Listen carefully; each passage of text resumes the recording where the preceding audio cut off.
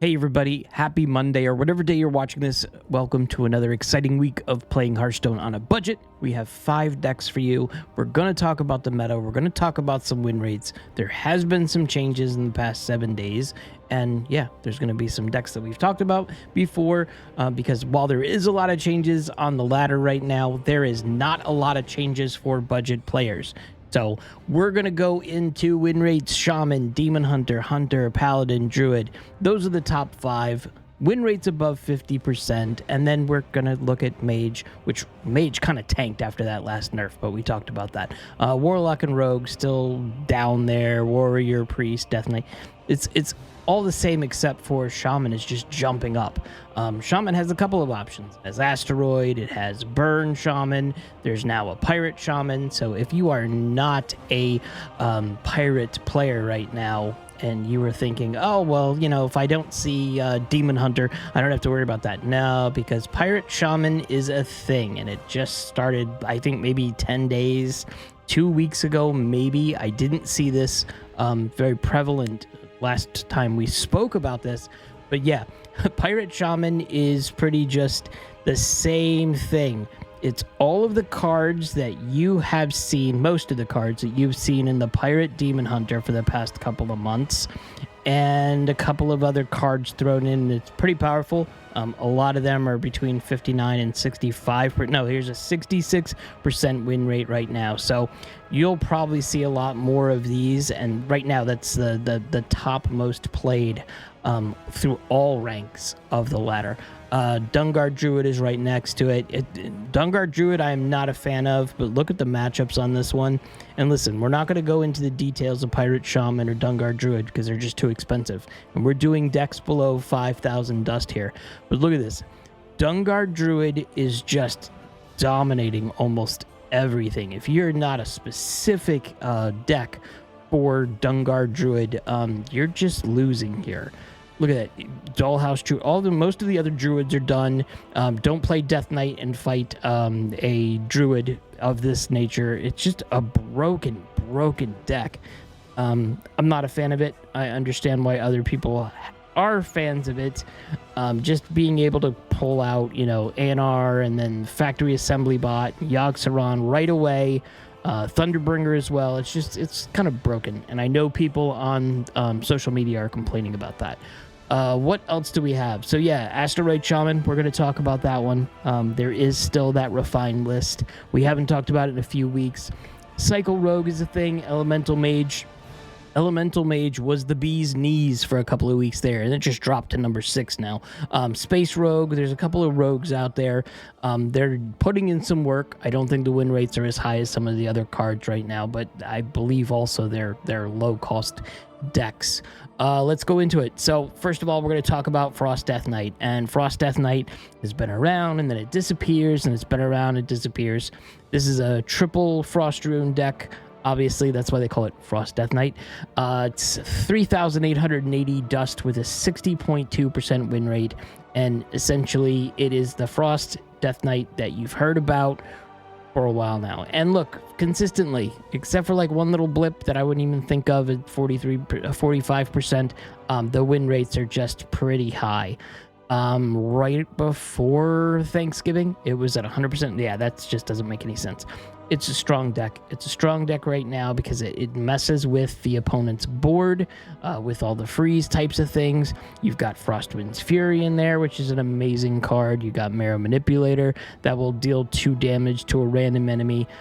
Lots of cool options here, and it is a low-cost deck, especially, you know, if you already have been playing for a little bit of time. You probably have some of these cards already.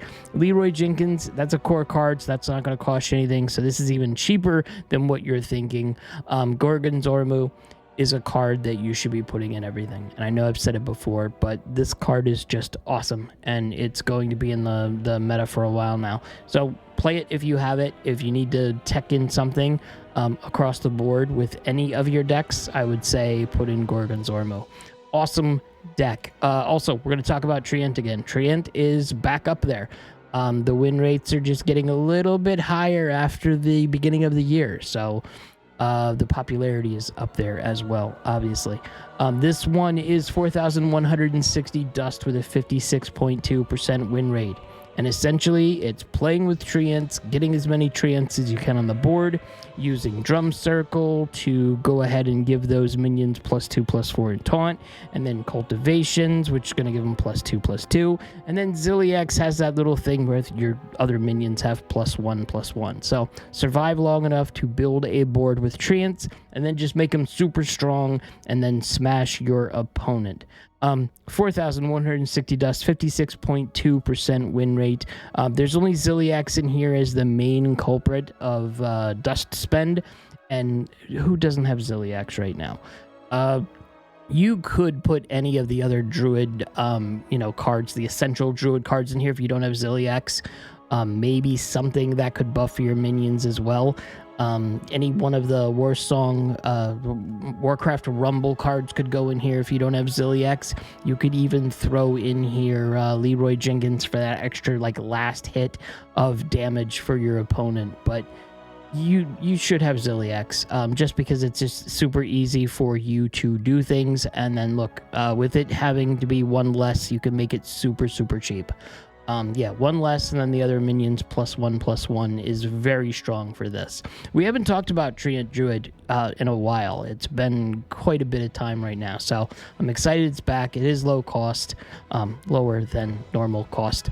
There's a lot of decks that are new, but unfortunately the decks that we're seeing that are new, like Pirate Shaman and then the Dungar Druid, they're just too expensive, way too expensive. I mean, some of these are like 8,000 to 10,000 dust minimum. And I'm seeing decks that are built right now that are like 20,000 dust. So yeah, we're going to talk about Aggro Demon Hunter. This is not Pirate Demon Hunter, it's just Aggro. This is at a 55.7% win rate, 4,560 dust. Of course, Kane is in here and Metamorphosis is in here, and those are core cards, so it's going to be much less. And it is, its popularity is what it is. It's not, huge, crazy huge, but the win rates are pretty high, anywhere between 64%, to 55.7%. And it's good to be aggressive. I believe the Dungar Druid one, which is pretty high, if we look at the matchups, Dungar Druid does not have a good win rate against Aggro Demon Hunters.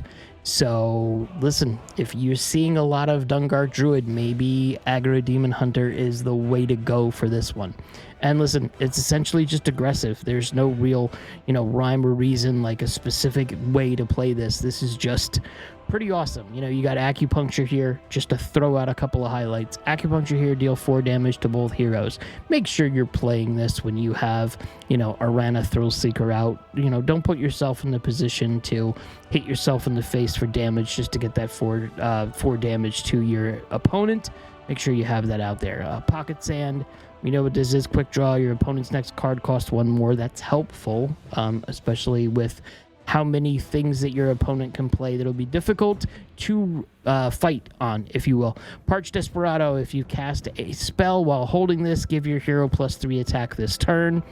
Sock Puppet Slither Spear, that your minions attack is approved by your heroes. So just look at all of these pieces. You have crewmates in here, and crewmates are also one of the things that is tough for Dungar Druid to beat. So there's some options here. And of course, listen, Zilliax is in here, and Zilliax has Haywire Module at the end of your turn, deal 3 damage to your hero. Obviously, you have Arana on there, and then also Power Module, double this minion's attack. So make sure you're paying attention to these items as you're working out. But it's just super aggressive. This deck will win you games very fast. The match duration is 5.1 minutes, so it's not going to take a long time for you to fight your opponent. Just remember, just aggressive. Be aggressive with this deck. And now we're going to talk about Grunter Hunter. This is the weirdest name. I know what it's about, but it's a weird, funny name. I think there's a couple of other names out there for this, but we're just going to call it Grunter Hunter because it's funny. 5,000 dust.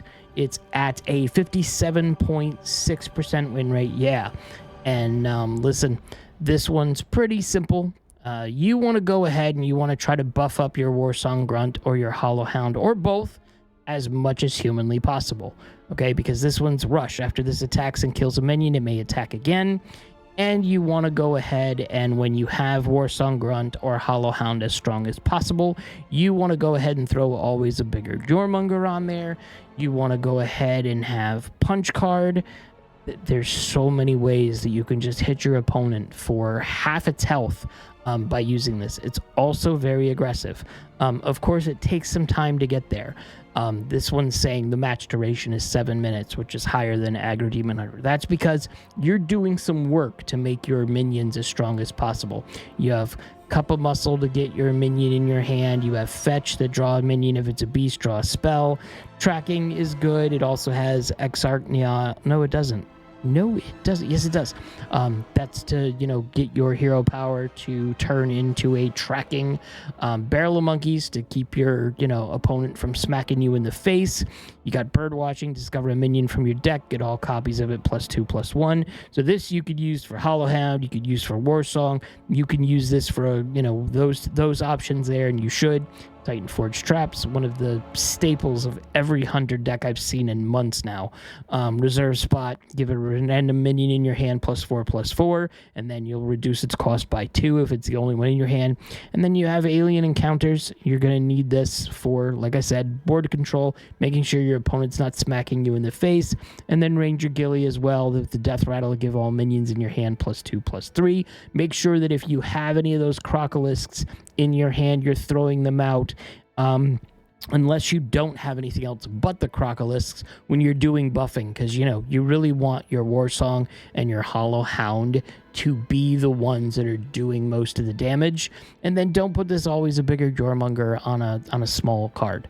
And this deck is, if they're not playing this aggressively on your side when they see this deck coming, they're just done. There's just nothing they can do after turn 6, turn 7. You're being very, very aggressive to this. And look, the highest cost card is a 6 mana. So turn 5, turn 6, if you don't get any spells on there, you could do some fun stuff in that time. Is this easy to play? I think it's easier than some of the, the crazy decks that are out there. It will take a little bit of back and forth here and there for you to get the hang of, but it's fun to watch the crazy pop-offs happen when Warsong Grunt is just doing damage upon damage upon damage to that opponent's face. It's fun. Last up, we're going to talk about Asteroid Shaman again. While it hasn't been as crazy as it was when it first came out, this is a very good deck. This one's at 4,940 Dusk. This is pretty refined for something below 5,000 Dust. There is an 8,000 Dust version of this that uses Shutter Block, and I feel that it's much more powerful. So if you have Shutter Block, you can swap that out. There is that version that you could use, but it's essentially the same thing. You want your spell power to be as high as possible, so you have Novice Zapper. Pop-Up Book deals the 2 damage, and then summon the frogs for some board control there. Spirit Claws, +2 attack while you have spell damage. Spell damage is all in here. Melted Magma to deal 1 damage to all enemy minions, and with spell power, it's stronger than that. Moonstone Mauler, this is what you're trying to do. You're trying to put asteroids into your into your deck that just creates those explosions for them. You have Ultraviolet Breaker, which does more of them. You have the Bull-Eyed Behemoth that does the same thing, and it also, deals 1 more damage this game, so you want to use those absolutely. Golganeth, just to, it's a Titan. Why wouldn't you put the Titan in here? Do I feel that the Titan is absolutely necessary? No, and I've played quite a few games with this, and I have played quite a few games where I've never even touched this Titan. So if you don't have it, you should be fine. Put something else in there for like board control. You could even use Incendious is at the end of your turn, upgrade your eruptions and then shuffle 5 eruptions into your deck. Like I said, you could put Shutter Block in there. You can put that Explode Near that puts something in your deck that does 5 damage. Something like that. You could even put, Leroy Jenkins in there. Anything will really do, just to give yourself a little bit of an edge. nothing crazy that you have to just sit there and say, hey, if I don't have this Titan, is this deck going to work? It will work. It's just a strong card that's in there. And then Meteor Storm as well. Deal 5 damage to all minions and shuffle the 5 asteroids into your deck. That's essentially what you're doing. Just build it up. Make sure you're alive enough. That's why you have Pop-Up Book. You have Novice Zapper for the spell damage. Does this have... Yeah, it's got Needle Rock Totem, which just, gives you some armor and draws a card. It has Ethereal Oracle, which we know that this is one that I'm shocked that it wasn't nerfed, but it is what it is. It's not nerfed. Fine. No problem.